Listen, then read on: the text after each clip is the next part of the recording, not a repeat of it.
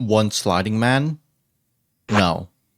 Three sliding man. One Punch Man Season 3 Episode 8 has one of the big fights this season, and did they deliver? They did. Now, I think it's not flawless, of course, in this Hell's production. The fact that they actually tried something ambitious is commendable on its own, but with the help of 3D, it was well done, to say the least. Ambitious boards and the animation also keeping up with it is beyond my expectation for this season. I'm not gonna do a manga section, by the way. I thought it was gonna be tiny bursts of cuts for the flashy flash fight, but most of it was moving. Great usage of 3D tracing for the fight to make it more dynamic with the camera work, because of course, if you can't tell, most of the fight looks CGS because they did use 3D layouts for the fights. Basically what I mean by that, they made models, it could be simple skeleton models, and use that, then have people animate over it, so it's easier to get the perspective down with the camera moving all over the place, so it's more time sensitive. I don't know if there is any raw CG models. Some definitely look like it, but guys, I haven't slept at this side of CBA. That's how it was very volumetric, and they did it well with the shading, also to make it make sense. This is not a new thing. Ufotable use it quite often for some of their shows. It's not flawless. There is still a lot of errors, like the very off transitions, definitely some layout butchering. Still, the music was changing a lot of the time, but it didn't bother me this episode. And the pacing for the whole episode was decent. It didn't make me wanna die, you know? The second half was nothing special. There is some really cool cuts by Aoki with some mecha transform scene, really nice by him. But out of that, in the flashy flash segment, we got like one or two disco stuff, and the second half was just boom, boom. You want more disco? Boom. Okay, you're gonna have another one. This episode was storyboarded by Shinpei Nagai and directed by three people. Shinpei Nagai himself, Miyuki Ishida.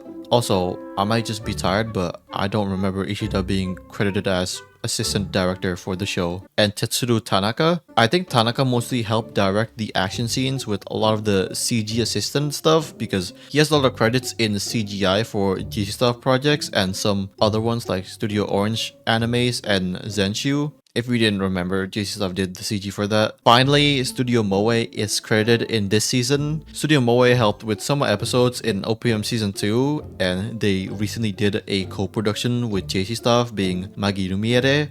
This is from the same production line, by the way, with JC Stuff's own in-house CG team, so you know they be cooking something. The episode was again partially outsourced to Woji Xiaoshen and most of the same subcontractor studios in last week's episode and episode 5, like the AD's key animation and second key animation. I don't know which part these three directed accurately, so yeah, this is definitely a sign that yes, they can make a good product with enough time, but of course, I knew that because I've watched a lot of G stuff, but most people don't. Again, this is not the full potential. This was still a time crunch. It was still incomplete. A lot of bad drawings, cutting corners, and blah blah blah more. But you see the potential of what this project could have been. I'm mostly going to talk about the first half because there's nothing that was crazy to talk about besides the Aoki stuff and some nice boards with the shading. I like it. They're playing around with it,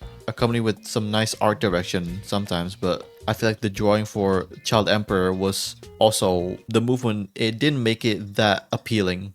Still like the ideas. Coming back to the flashy flash fight, it's very commendable that they actually trace the 3D models and make it 2D. The 3D assistants make it very useful for the fights to make it more dynamic. A lot of scenes really utilize it to its advantage, and you know, they actually use CG for something useful. It's not because the studio can only do 3D stuff.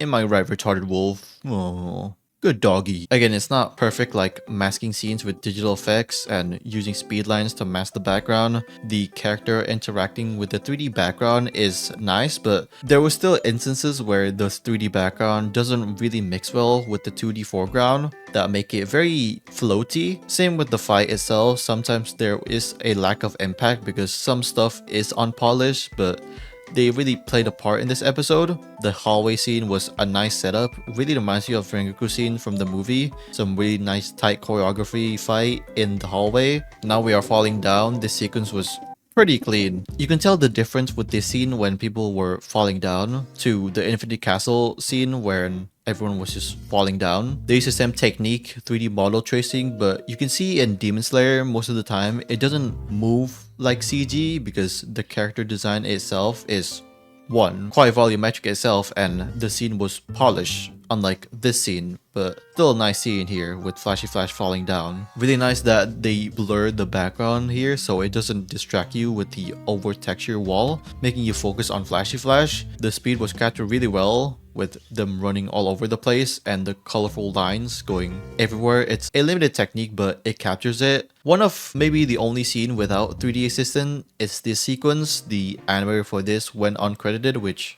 is a smart idea. Very Canada style with the timing and the light flare also. You can see the stretching of the blade because it's like in slow-mo, and the drawing for it are so good. Again, the transition between this and this cut, you can see the disconnect. Something was missing. I'm guessing they had to cut some of the layout in this, so yeah. The repeated kicks was limited but packs a punch or packs a kick, and the final blow by Flashy Flash was nice, although the initial slash was limited, but after that we got some nice impact frames with even one of them spelling Flash, cool Easter egg, and after that we got some nice effects by probably Kazunori Ozawa. I love also they made this one singular smoke a still, then the next cut after that was just like 5 to 7 different smoke effects that's moving. The drawing quality was more consistent this episode, and more importantly the pacing and overall direction for the episode itself was well put together. Not great, but it didn't really bother me with the amount of different OSTs playing, because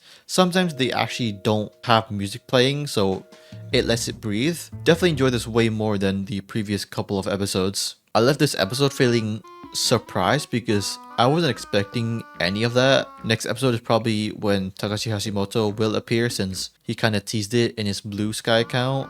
I'm still gonna keep my expectation low because I don't want to get hella disappointed like episode 5 and ruin my night. I really hope we get to see Aoki a lot more next episode, since the part that he did animate for this episode were good, but I know, and some of you know, that Aoki can do way better than that. It's just that hopefully they can make it to the final product. I'm sorry if I sound less energized because I haven't slept yet. Nice. If you guys like the video, leave a like. If you hate it, leave a like. Comment down below what I thought about this episode, and yeah, hopefully in the video. See you guys next time.